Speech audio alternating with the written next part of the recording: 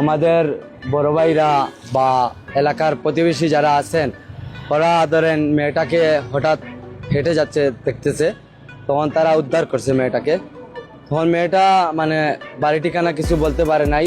প্রায় 1 ঘন্টা প্রায় 20-30 জন মানুষ অপেক্ষা করছে।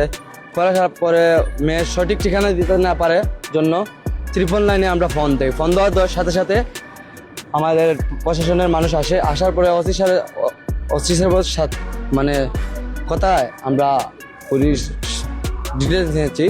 ও বলেছে মানিকপুরের টিল্লার সামনে ওর বাসা।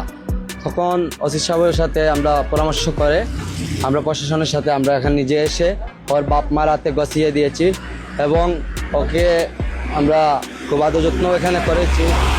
আমরা সব মা বাপরে একটাই কথা বলতে চাই, আপনারা বাচ্চাদেরকে স্কুলে দেন, কলেজে দেন, যেখানে দেন ওদের সাথে থাকবেন, ওদেরকে একটু সচেতন রাখবেন দয়া করে। আমি 21 নং ওয়ার্ডের একজন ভারপ্রাপ্ত কাউন্সিলর, আমি দয়া করে আপনাদের কাছে এইটাই বলতে চাই যে বাচ্চারা হলো আমাদের ঘরের সুনামণি, ওদেরকে দয়া করে আপনারা চোখে চোখে রাখবেন।